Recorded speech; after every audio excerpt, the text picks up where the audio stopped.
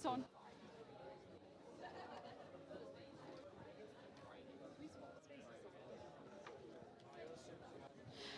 Good evening, everyone. So good to see so many of you here tonight. I am Imogen. I am a politics, international studies, and French student. You might have seen me on the Pace Instagram here there. Who are you? I am Sam. I'm a third-year maths student. Come on. And we are really excited to welcome you to Good News. We're from the CU. We've been putting on a week of events, all designed to help you explore the good news of Jesus Christ. So, Imogen, can you tell us a little bit about what this evening will look like? Yeah, so we have a talk this evening on Does God Always Welcome Me? The talk will be broken up into different sections. The talk will be done by Matt. He's been here all week. And we'll also have some time to have some great discussion about what's been said. And we will also hear a story from Will about how he came to know Jesus. Wonderful. This all sounds very exciting. But Imogen, I believe that there is some slightly less exciting things that we have to go through before we crack on. I don't know, Sam. I think this is all pretty exciting. Nearly. Yeah. So, first of all, I'd just like to say that if you don't want to be in any photos, there'll be a few people walking around taking photos for our social media. If you don't want to be included in that, grab a cheeky orange lanyard just at the back. Tadeu is holding them up. Yeah, pretty visible. Grab one of those and you won't be included in our posts. Second of all, if you have a phone, which you probably all do, please can we ask if you could switch it off or put it on silent so that it isn't a distraction during the talk, but also during the discussion time. We want you guys to be chatting to each other and not playing Among Us or whatever. And finally, in the unlikely event of a fire, please see fire exits there, and there. Oh, wait. And there? I don't know. Basically, if there's a fire, please leave the building immediately. But hopefully that won't happen. I also forgot to say, there is something pretty cool happening. After this evening, we will be having some lovely free food. I believe it's chili con carne. Very nice. Cool. Sam, I also believe that we have a really interesting and important question to ask everybody. I was about to say this is true, but I'll let you decide how important and interesting the question is.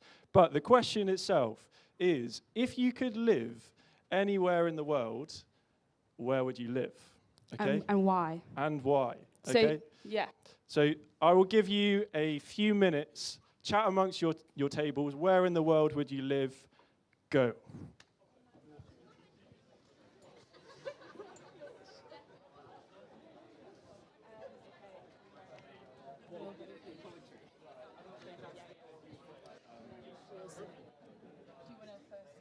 You've lived in 3 countries.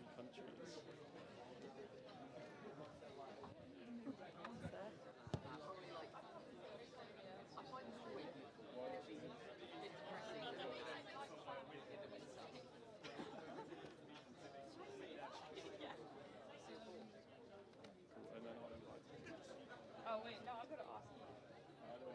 You don't know? I'm going to say that you gave me an answer. I'm just going to say it, so go and chat to Sam. Okay. Let's bring those conversations to a close. Imogen mentioned earlier that she has lived in 3 different countries.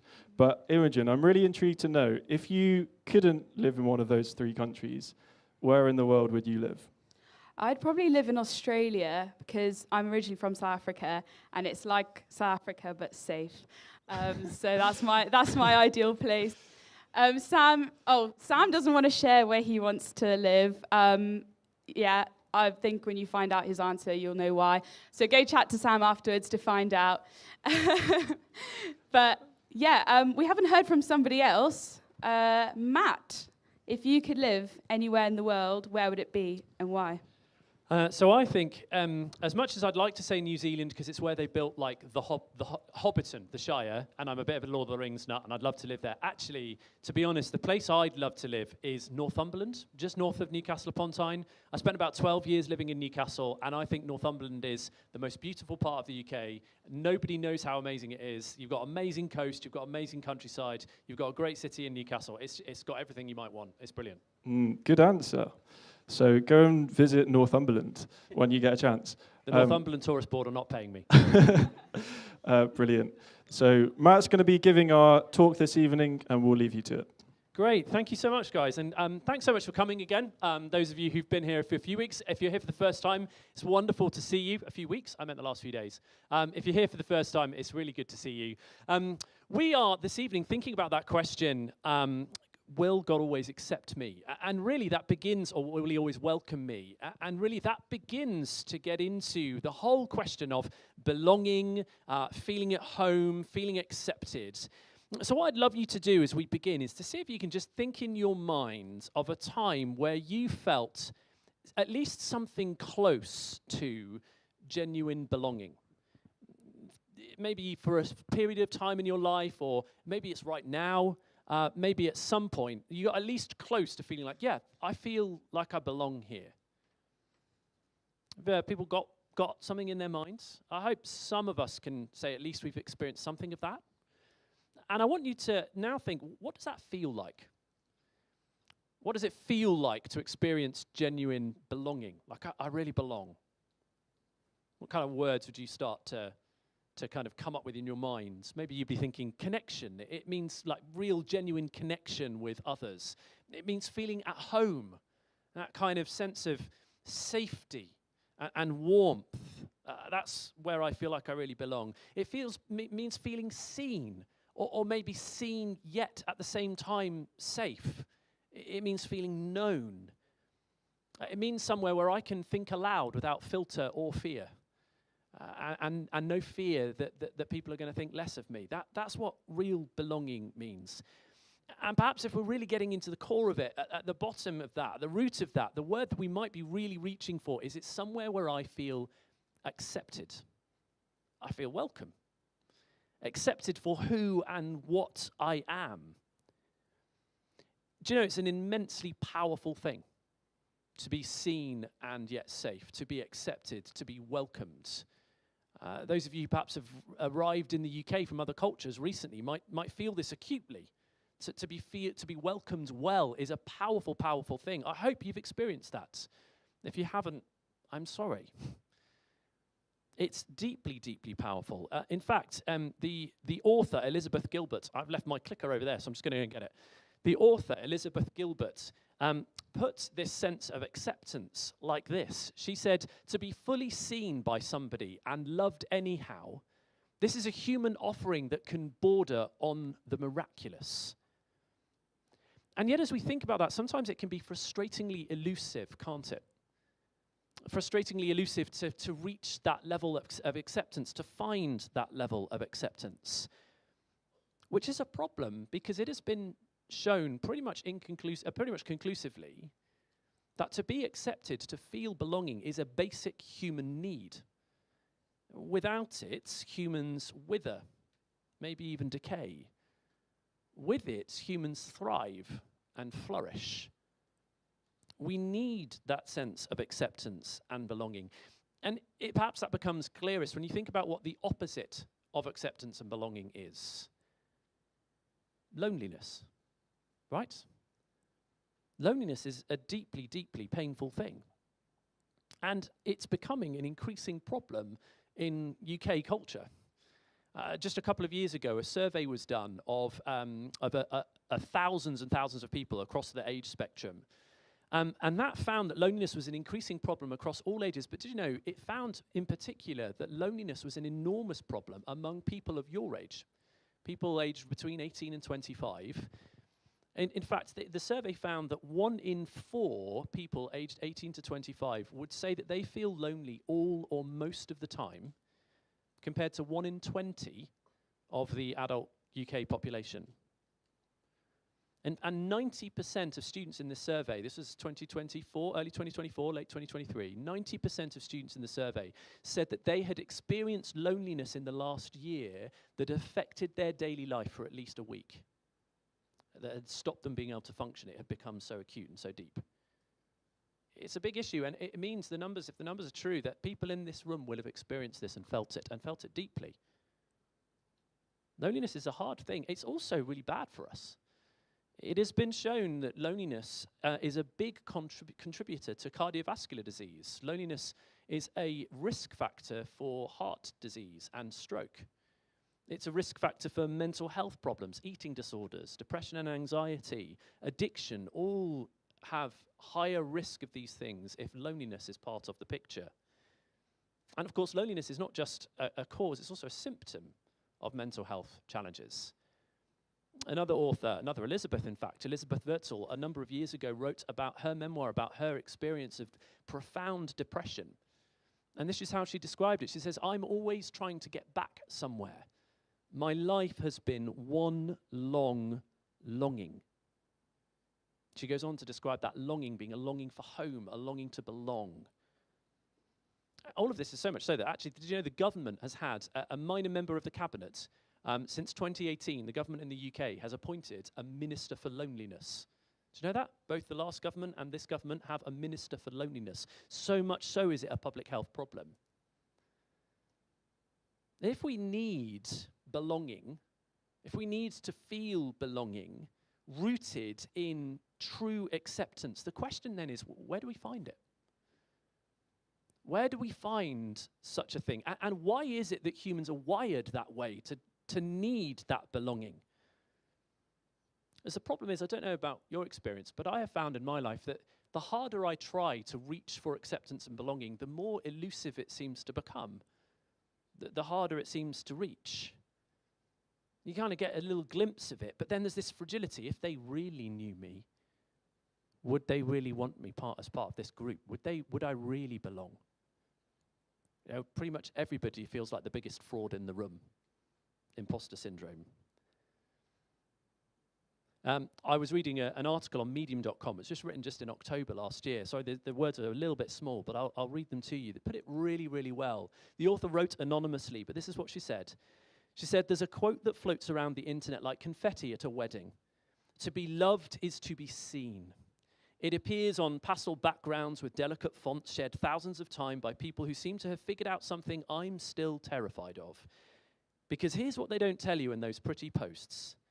Being seen feels less like love and more like standing naked in front of a mirror you can't look away from." So here's the question, what do we do? What do we do in order to try and find that sense of belonging and acceptance that we so deeply crave and, it turns out, we need? I think if you think about it, there are probably two approaches that we tend to take to try and reach for acceptance. The first, perhaps, is the conform and earn approach. It's follow the rules, earn acceptance. Follow the rules of the social group that you're in, follow the rules of wherever it might be so that you can reach acceptance. But the problem with that is summed up really well by the author Tara Isabella Burton when she says, "At the end of the day, I want to be known, but I want to be known for the parts of myself that feel like they're truly me and not for the parts of myself that don't." So it doesn't quite work.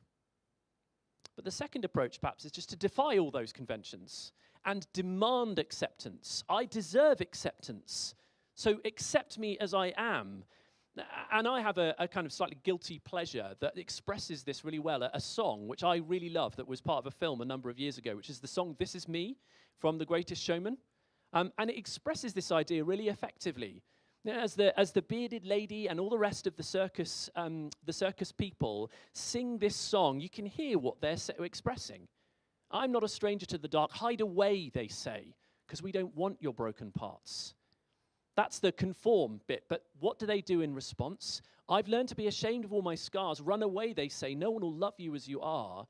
But then as the music swells and they start to defy that earn acceptance, fit in, and they sing the chorus that we all love that makes the hairs stand up on the back of your head, the back of your neck, right? I am brave. I am bruised. I make no apologies. This is me. And we all go, yeah. Absolutely, preach it. But here's the problem with this song. It's all still on the surface. It's all still surface level. It's about her appearance or their appearance. It's kind of still, there's a sense of kind of, okay, the surface level stuff is all very well. Accept me as I am with all my scars. But what about the things that I feel may, or in fact do need an apology? What do I do with those things? What about the times where I feel like actually there is a thing in me for which I should apologize, or I need to apologize? I came across a story, a friend of mine pointed me towards a story just recently of a young person who would run away from home in order to get involved with an activist environment, kind of activists around the environment and all sorts of other things, kind of going on protests to become part of this community. And she wrote an article in which she was much more honest than the song This Is Me. This is what she says. She said that when she ran away from home, I was a terrified, angry, suspicious, cynical, yet naive teenager whose greatest secret desire was for a family that would last forever and love me no matter what. You can imagine her singing, "This is me, accept me as I am, I make no apologies, accept me," sort of defying the convention. I'm not going to earn acceptance, I'm going to demand acceptance. Except this is what she went on to say. Yet I also knew that such a family could never exist, at least not for me. You see, I had another secret. Underneath, I knew I was trash.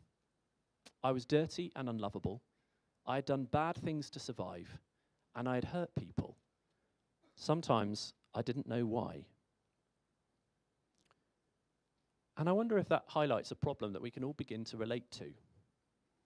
How is it that we can find genuine acceptance, true belonging, and yet also be wholly ourselves with all of the ugly bits that we know we carry? Where can we find that kind of acceptance? Remember what Elizabeth Gilbert said at the beginning? That kind of acceptance, to be fully seen by somebody and be loved anyhow, that's a human offering that can border on the miraculous. So what do we do?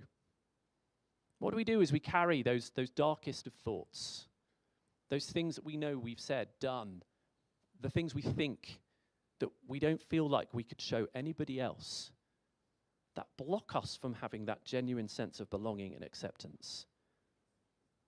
Is it actually possible to be seen and loved no matter what? Is it actually possible to find that family that lasts forever that Kai Cheng Tom was searching for?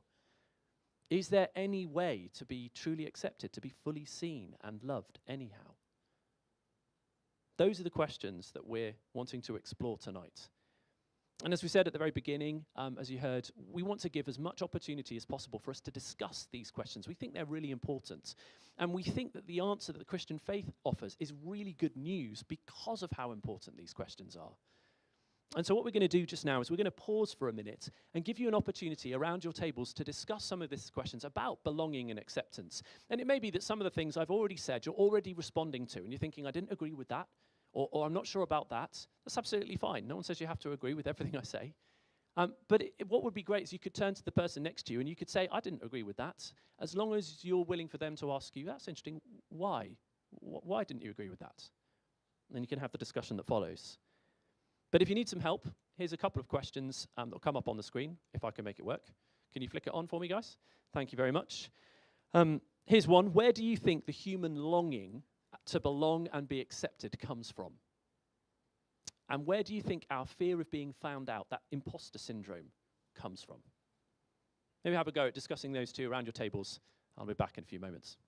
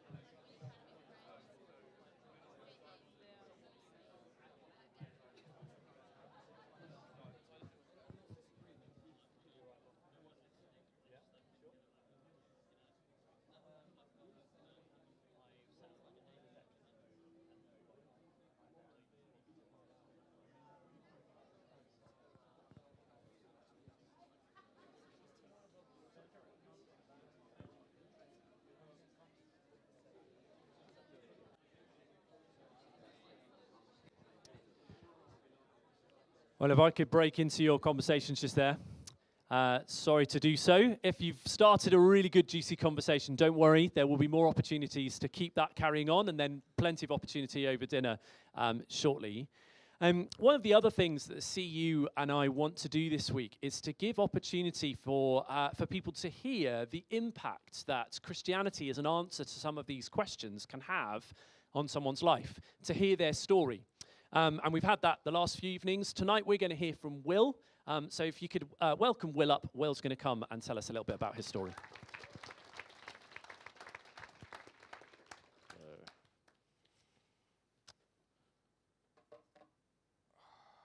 Okay. Hi, I'm Will. I wasn't really sure if I should give my testimony a title, but if I had to call it anything, it would be something like, do things God's way with God's help. Me, I've always wanted to find a purpose in life, and looking back, I see I've always set up a lot of gods in my life, usually one at a time. As you know, whatever I wanted to do at a certain point in my life, I wanted to do it religiously. I wanted to be the best at it.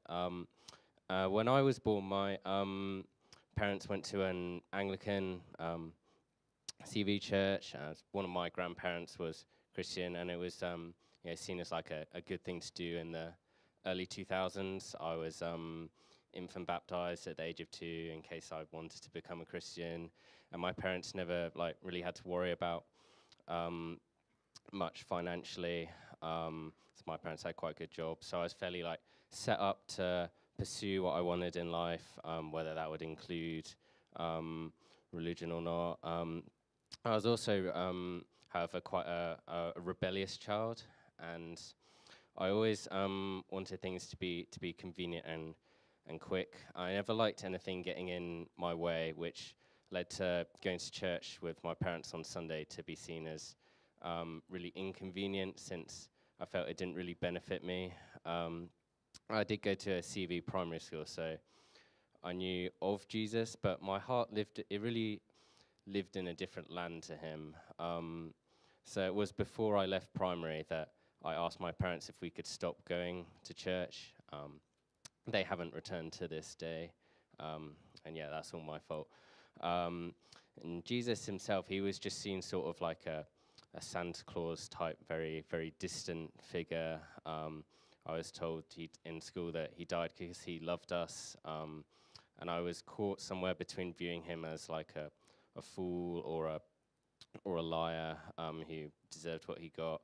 And then after finding out that Santa wasn't real, and after my old cat died despite my praying, I was pretty ready to give that up.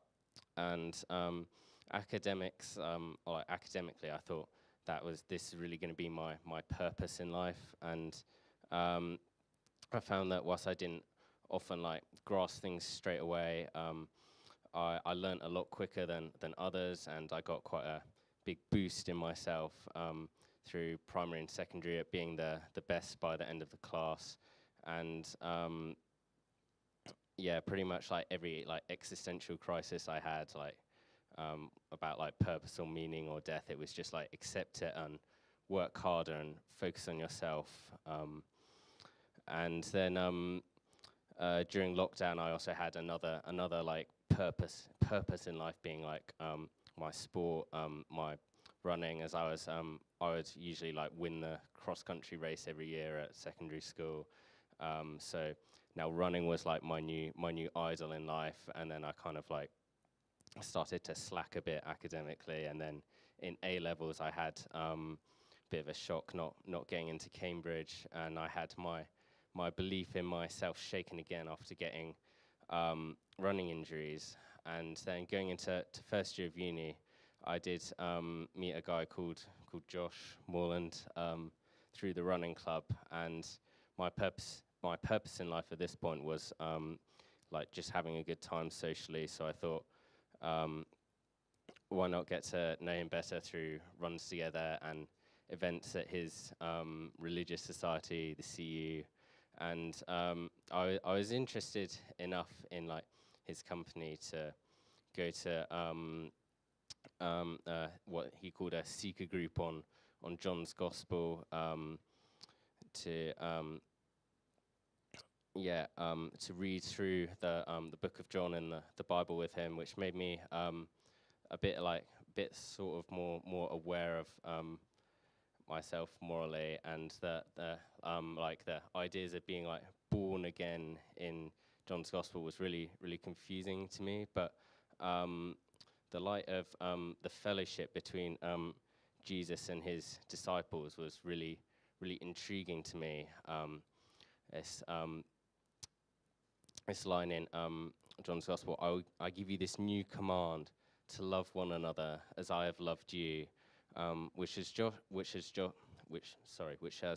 said, is such a contrast to being good to people through rules. My social groups at the time were like drinking with flatmates or the athletics club, and that was steadily like getting more out of control. At the same time, God was awakening guilt about that in me, and I asked Josh about it during a run, and he told me about the word repentance whilst doing that at the track. And he was like, repentance is it's a turning away from sin, turning away from yourself, turning back to God. And what was sin? It was everything that was wrong with my life. It was me deciding to live in a land away from God and to do things my own way, no matter the cost to other people. I'd always thought I was a good person by like virtue of being smart or good at sport or sometimes kind to people I liked. But in Seeker Group, Josh was very honest in that, like, oh, we're all morally we're all like closer to Hitler than Jesus. Reading the Bible a little bit, I was being taught the fear of God, which means feeling you should do the right thing, even if it inconveniences you, which was a big different. Like for me, it was always like I'll do the right thing if it's convenient, and it's easy to see God in the rearview mirror, like prodding my conscience, whether I wanted it to be prodded or not. And so, given that my life was in like two very polarized places, going to see you or like going out drinking, God was telling me that I was going to make a choice between not caring about like the damage that I was doing to my life by being the ruler of my life, or trying to save my life by giving it up to God. And I realized that I couldn't do that in my own strength, and I needed the big guy that everyone else in the CU had. I wasn't completely like convinced, like evidence-wise, but I decided to, at the very least, that I should give up alcohol, and I should go on the things like the CU weekend away, and eventually I did become more convinced in my mind after reading things like The Case for Christ, and in the rest of what happened up till now, I was able through God to by living in the right relationship with God, I was able to finally stop being like selfish and to my friends. I was getting back into running. I got like my dream like running time on the track. I just felt like I was so dragged by God through prayer, through like half a dozen exams every year, but even like better than that, I was able to live as a child of God by joining the church. And my life still had struggles, but like, why not have God with me through those? because I realized that I can never be a good person. I can never always do the right thing. I can never have perfect purpose in this life by myself, but that faith in God had become my true purpose in life, and the only constant motivation to try and do the right thing.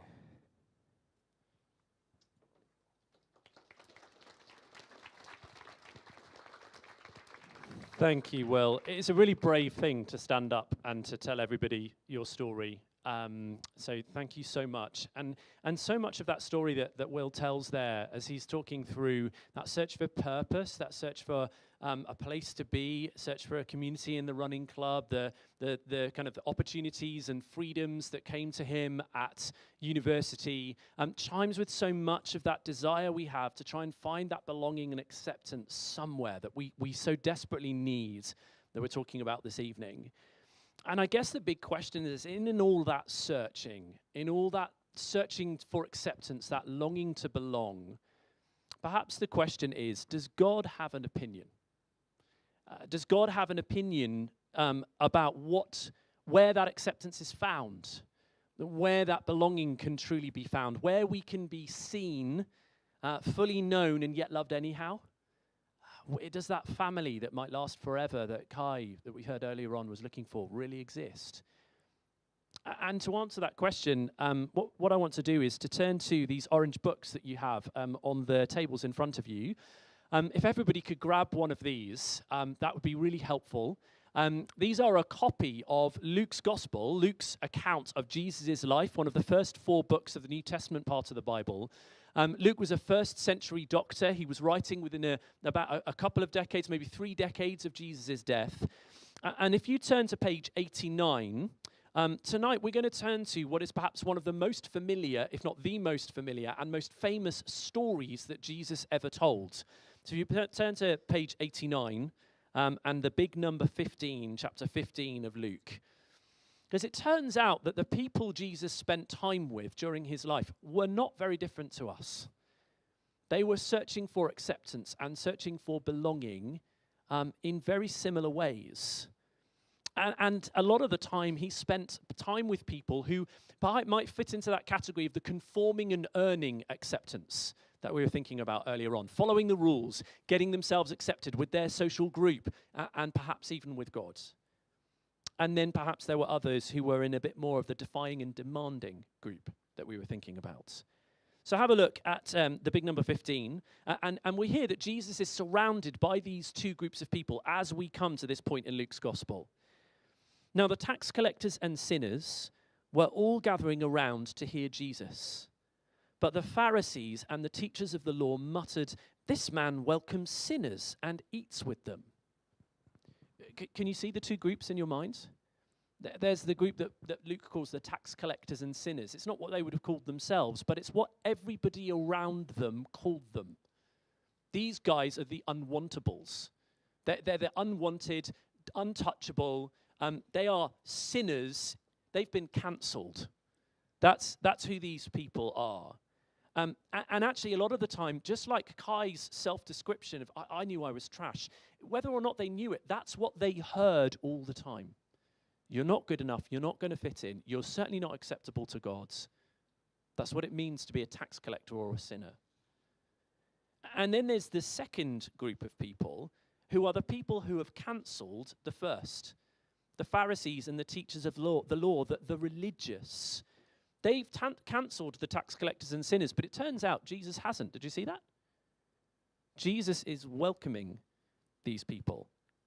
He's welcoming them. He's even eating with them, it turns out. Luke will tell us later in his gospel. And so as Jesus is welcoming and eating with these people, the tax collectors and sinners are gathering around him, and the Pharisees and the teachers of the law are standing a little bit further off going, what is he doing?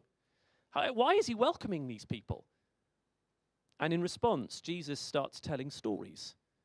He tells a story about a lost sheep. He tells a story about a lost coin. And then the climax of these 3 stories that we're going to focus in on now, he tells a story about 2 sons. Have a look at little number 11 at the bottom of the page. Jesus continued, There was a man who had 2 sons. The younger one said to his father, "Father, give me my share of the estate." So he divided his property between them. And it turns out Jesus is an absolute master storyteller. First line, he has absolutely hooked his audience because they're going to hear that and they're immediately thinking, "What? That is outrageous." The younger son comes to his father and basically says, "Father, why won't you just die? I mean, I love all your stuff. Your stuff is great. But having you around, it kind of gets in the way of enjoying it. So I'd really like to pretend you're dead, and then I can go on and enjoy your stuff." And here's the first surprise of the story. The father doesn't get angry. He doesn't lose the plot. In fact, he agrees to what his son demands. Because it turns out this father doesn't want a forced or false relationship with his son. He wants a son, not a slave. And in the end, that means he lets him go. And off goes the son. Turn over the page, little number 13, at the top of page 91. Not long after that, the younger son got together all he had, set off for a distant country, and there squandered his wealth in wild living. After he had spent everything, there was a severe famine in that whole country, and he began to be in need. So he went and hired himself out to a citizen of that country who sent him to his fields to feed pigs. He longed to fill his stomach with the pods that the pigs were eating, but no one gave him anything. So to begin with, as this younger son goes off with half his share of the family estate and all these liquefied it, turned it into cash. It's great to start with. It's freedom, no restraint, all sorts of fun. But it quickly turns out that the freedom that he thinks he has is the kind of freedom that a fish might have if a fish got free from water. Think about it. Not a freeing freedom, but a destructive one. And very quickly his money runs out, and then it seems his friends run out too. And this young man is at absolute rock bottom. Bear in mind, Jesus is telling this story to a Jewish audience. What is the animal that Jewish people famously won't touch, let alone eat? Pigs. Here is a young Jewish boy who has hit the point of sitting in a field looking after pigs, wanting to eat pig food. And that is the worst job in the universe. Things have spiraled out of control. And we need to see that this is the first reason Jesus is telling this story. He wants us to see that if it comes to being accepted by him, it means being accepted by him without hiding any of our ugly bits. He sees it all. And the fact that he's telling this story to the audience that is standing in front of him shows that he sees it all. Because, of course, those people gathering around him are immediately going, "Hang on a minute. He's talking about me." The tax collectors, those people who are called sinners, the younger son stands for those people. But actually, it also turns out that the younger son stands for us. Stands for every single one of us in relationship with God, because God is the God who gives us everything. He loves us and he gives us our life and our breath and everything we have and are. He gives us himself as our creator. He says, "Enjoy me, the source of light and life and love." But we want to enjoy his stuff without enjoying him. In effect, we say, "Let's pretend you're dead, God, so we can crack on with enjoying all the rest of life without reference to you." And Jesus is clear. In the end, that way of living ends up in one place. Ends up in the pigsty. Just think about it. If we turn away from the source of light and life and love, where does that end up? Run away from the source of life, it ends up in death. Run away from the source of light, it ends up in ultimate darkness. Run away from the source of love, the only place that ends up is ultimate loneliness. And here's the thing, I know that's hard to swallow.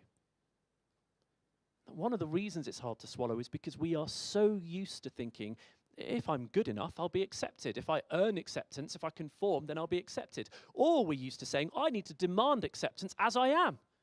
I am brave, I am bruised, this is who I'm meant to be, this is me. I make no apologies. That's the way we think.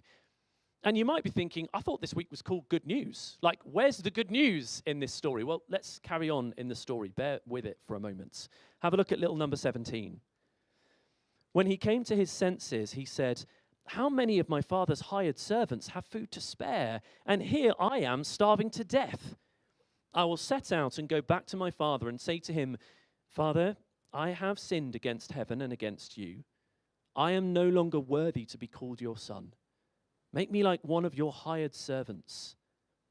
So he got up and went to his father. It's almost as though at this moment that the younger son wakes up from his dream that's turned into a nightmare. He looks at himself, he shakes himself for a moment, and he thinks, what on earth's going on? He remembers his father and remembers how good his father is to the servants that work for him. And he thinks, well, maybe if I go back, there's no way he'll have me back as a son, but maybe he'll have me back as a servant. And so he leaves the pig fields.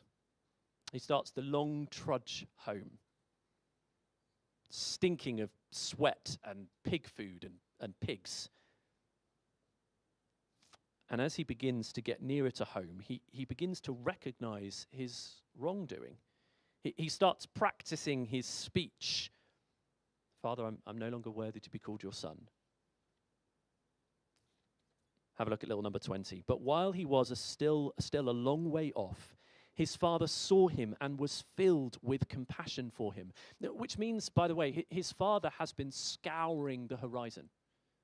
Ever since his son left home, his father has been out on the porch, looking for his son, looking to the horizon, maybe binoculars in his hand, hoping that he might catch a glimpse. And then he sees the figure walking over the horizon. He thinks, I'd know that walk anywhere. And immediately the father is off and running. He ran to his son, threw his arms around him, and he kissed him. In that culture, for a grown man, for an elder statesman of a family to hitch up his robes and run was a shameful thing to do, as it still is in some cultures in the world today. Absolutely shameful, embarrassing. But the father is willing to absorb the cost of that shame to be able to get to his son. And some people think that there's a very real possibility that if the son had set foot in the village, given how public what he had done was, the villagers would probably have set on him, lynched him, and administered mob justice there and then. So the father running is not just to go and meet his son, but also to get there in front of that village justice, to be able to get there first. He's going to absorb the cost. Little number 21, the son said to him, Father, I have sinned against heaven and against you. I am no longer worthy to be called your son. But the father said to his servants, quick, bring the best robe and put it on him. Put a ring on his finger and sandals on his feet. Bring the fattened calf and kill it. Let's have a feast and celebrate. For this son of mine was dead and is alive again. He was lost and is found. So they began to celebrate. The father absorbs the whole cost. All that it's going to cost to forgive him. Do you notice he doesn't even let his son finish his speech? It's like, servant? Have you back as a servant? You're not my servant, you're my son. And you will be back as my son. I want you home where you belong. And so then he throws the whole village an outrageous feast, kills the fattened calf. And I wonder, as we hear the story, whether you can kind of picture in your mind or hear in your mind that the noise around Jesus as he tells this story. There's the tax collectors and sinners who are gathering around him who have been told, you are not good enough, you are not good enough, you are cancelled, you are sinners, you cannot be accepted. And they're sitting there, really? Could this really be true? Could God really be like this? And Jesus is saying, yes, the Father is like God. God is this Father. That's what he is like. In fact, the Father is what I am like, says Jesus. I am God, coming into the world, welcoming you, eating with you. I am God running to meet you, to hug you, to tell you that I love you, to tell you that I want you at home where you belong. And then meanwhile, there's the Pharisees and the teachers of the law. At this point, their muttering is becoming louder, isn't it? Can you picture it? You can kind of hear it, because they are certain that God cannot accept people like this, will not accept people like this. But can you hear what they're missing? It's actually the thing that religious people often miss. Because religion so often is all about what we do for God, how we might earn that acceptance with Him and then with the rest of our community, how we might conform and earn that acceptance. But that is not the heart of God. He sees all that is ugly about us. Of course He does. And He knows our need for forgiveness. He rightly declares us guilty for the fact that we have treated Him as if He doesn't exist or is dead. But in Jesus, who at this point in Luke's gospel is on His way to the cross, God Himself is also willing to pay the price, to run full tilt, to accept those who come back to Him, to offer the forgiveness, to offer true acceptance that might meet all the craving and all the longing of every human heart. Now, I know that we've just covered a lot. And this story has got so much in it that Jesus tells. It has been poured over for centuries, and we're going to get a chance to pour over it just a little. So we're going to take a break again just to give you an opportunity to just discuss some of these things. And it may well be that some of the things I've just said, something in there you're reacting to right now. You're going, there is no way that can be true. That's absolute nonsense. That's okay. If that's the case, then turn to the person next to you and say, what he said there, that was nonsense, as long as you're prepared for the person next to you to say, interesting, why do you think that? But again, if you need a couple of prompts, here's a couple more questions. How do you respond to the idea that acceptance might be given so freely and so fully? And then how is Jesus' description of God as this Father similar or different to ideas about God that you might have heard or had in the past? I'll give you a few minutes again, and then I'll be back up for the last time.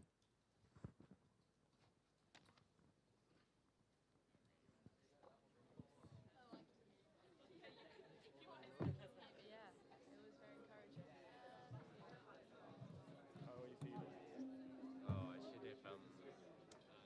have given myself more time to read it through. Yeah. The flow is like a little bit off in a couple of places. I didn't know.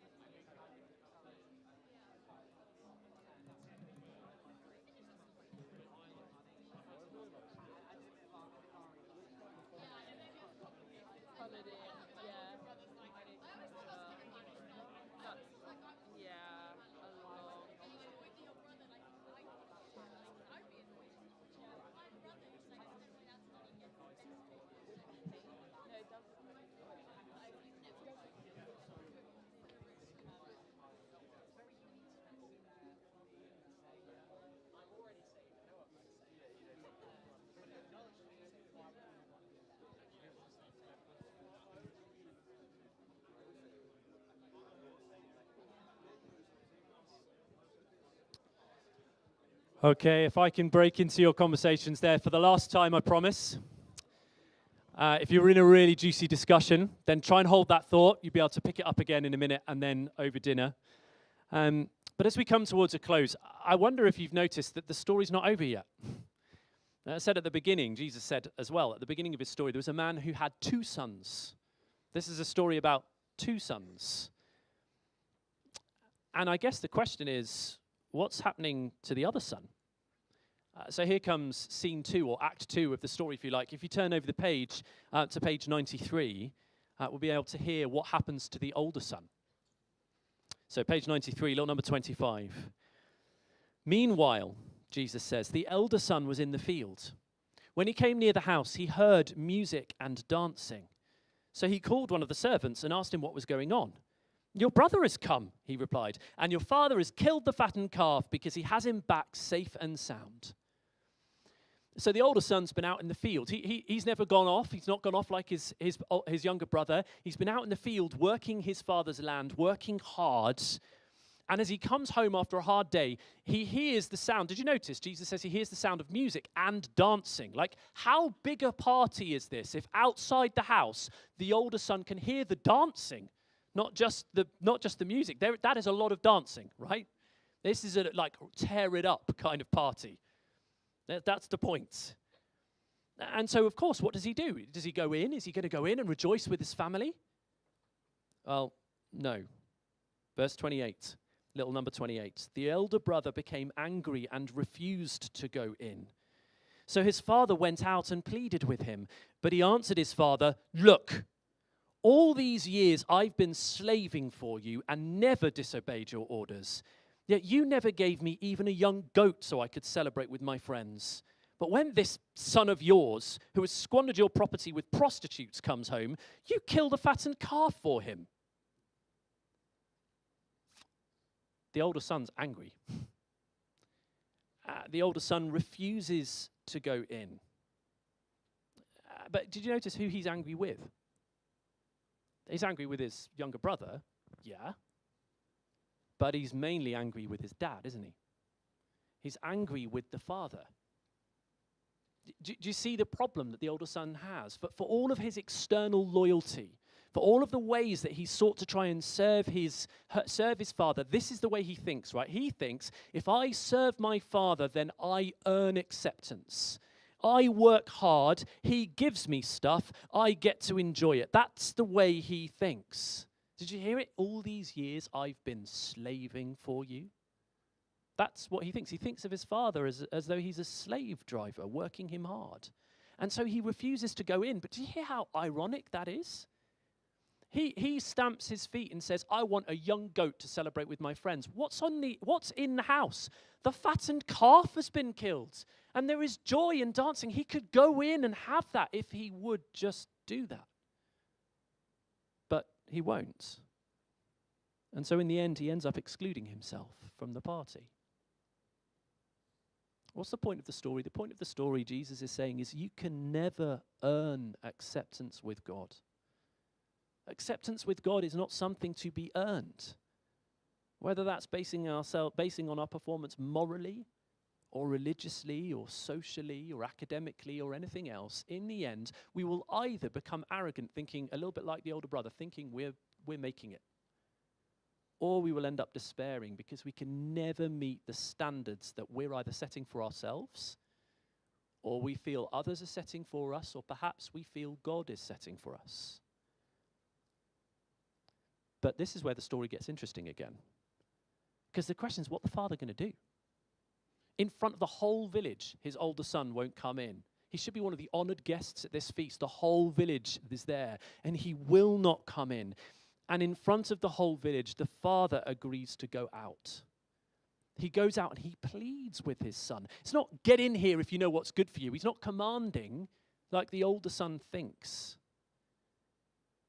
He comes to him and says, you're my son. He's the same father doing the same thing that we saw before when he ran to meet the younger son, willing to absorb the shameful cost of forgiving his son. He wants to restore this relationship. Just hear what he says. Little number 31, my son, the father said. You are always with me, and everything I have is yours. But we had to celebrate and be glad because this brother of yours was dead and is alive again. He was lost and is found. You're not my slave.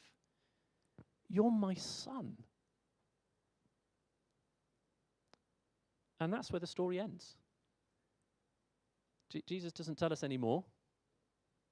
We never find out if the older son comes in. But Jesus' invitation is clear, isn't it? His invitation is, will you come? Will you come in for the acceptance that you crave? That's his offer.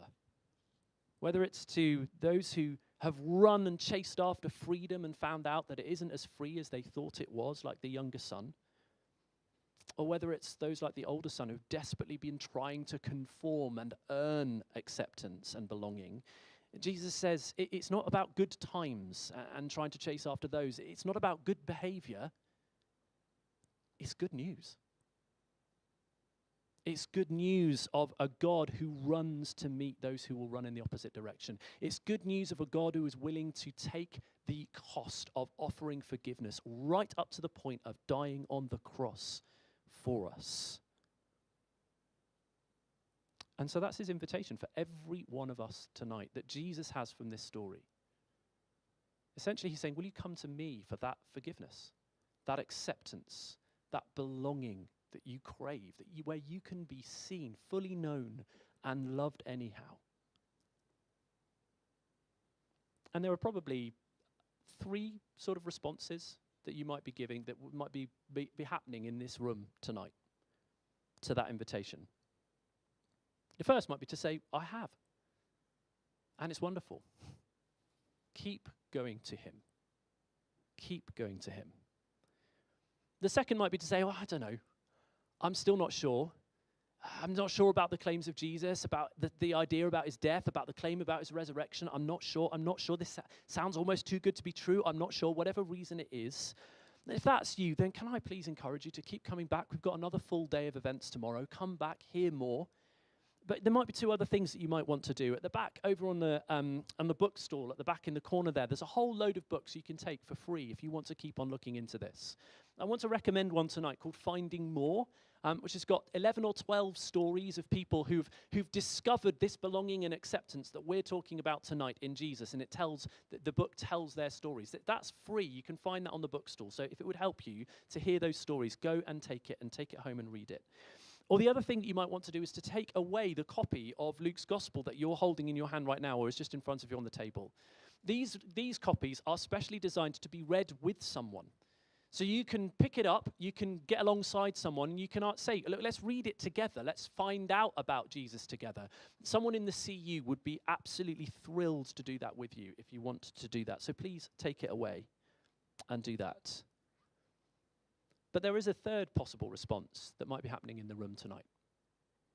And it might be the response that says, I've been looking at this for a little while. I've been coming along this week. I've been thinking about these things. And I'm thinking, yeah, I know I haven't said yes to Jesus' invitation to come to him for the acceptance that I long for, but I want to come to him. And I want to do that now. And so what I want to do as we close is to give anyone in the room an opportunity to do that right now, which is going to mean talking to God. And I know that might feel weird, but frankly, I don't care how weird it feels.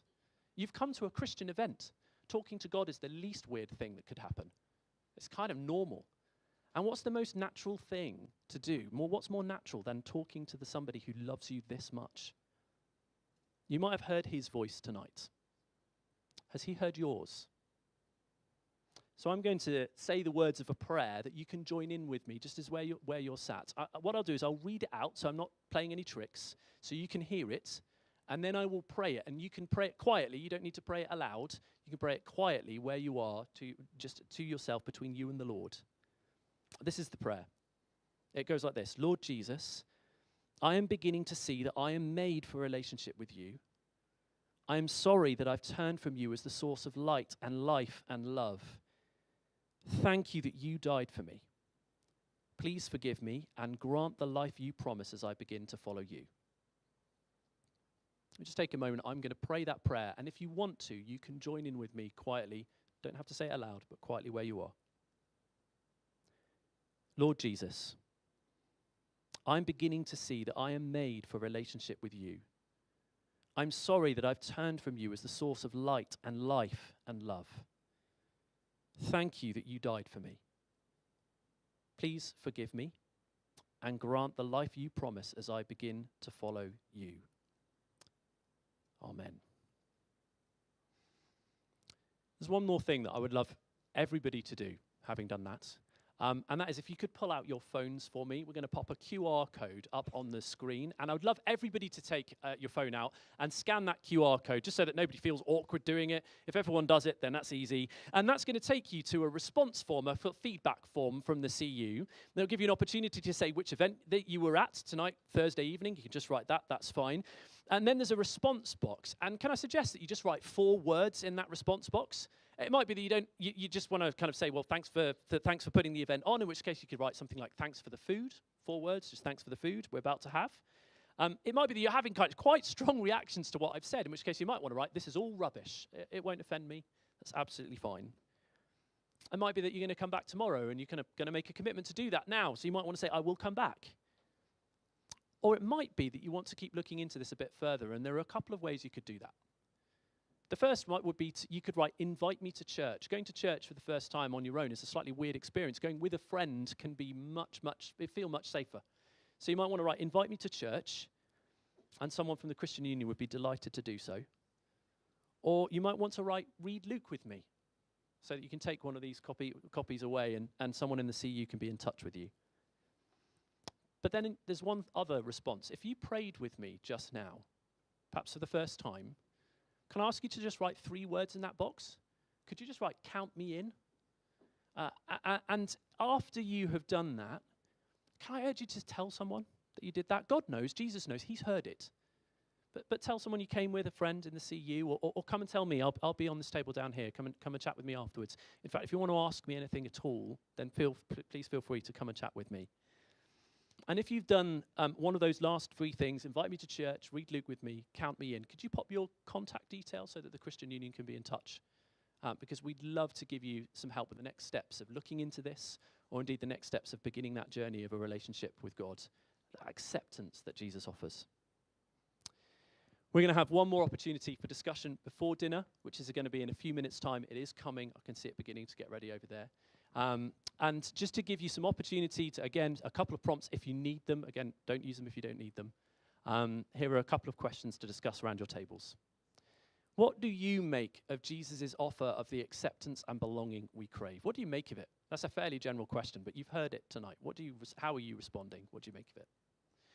And then if you're feeling brave and they're feeling brave and there's someone on the table to ask a Christian friend what difference Jesus has made to their search for that acceptance. Thanks so much for listening. We'll give you a few minutes to discuss those questions, and then instructions for dinner and everything else will be coming shortly.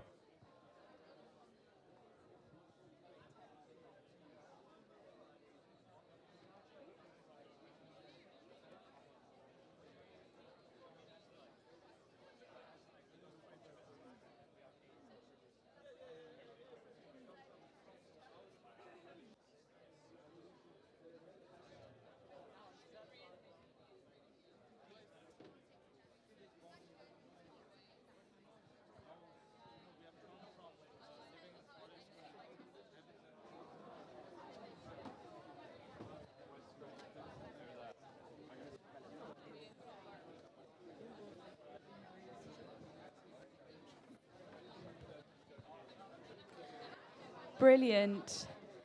If you wouldn't mind bringing your conversations to a pause, we've just got a few things to tell you guys. First of all, we have a lovely bookstore. Bookstore people, could you wave? Lovely. We've got loads of Christian literature and probably a few Bibles as well to kind of help explain things a bit more clearly. There are, some really good books there, including the book that Matt plugged in his talk, Finding More by Rico Tice and Rachel Jones. You can grab a copy if you're interested. But we also have, as you guys have read out of tonight, we have these Uncover Lukes. They are a gift to you guys. They are basically just an account of Jesus' life, as Matt said in the talk. And it comes with studies, so you don't have to do it alone. And you can also, do it with a friend, do it with the person that brought you here tonight, or someone on your table. You can even just come and chat to me and Sam, if you want to read it with one of us, I suppose. We also have these little pamphlets here, which explains what the gospel is, what this good news is. So I highly recommend giving that a read. It also tells you a bit more about who we are as a Christian Union and what we seek to do at Warwick. Great. And I can expect that a lot of you are currently sitting in your seats feeling rather hungry.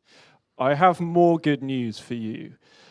We are about to eat lovely food. I think we've got chili con carne, but there is also vegetarian options available. If you have any questions about what's in the food or anything regarding allergies, you can chat to one of our servers. Can I get some waves from anyone who's serving? There you go, they look very friendly. So what we'll do is, the food's being served over there. You can queue up along the side and help yourself. Yeah, but don't rush home after you get some food. Please stick around for a lovely quiz. It'll be a nice break from scrolling on Reels, I'm sure. So I highly recommend staying for that. Samuel, what is going on tomorrow?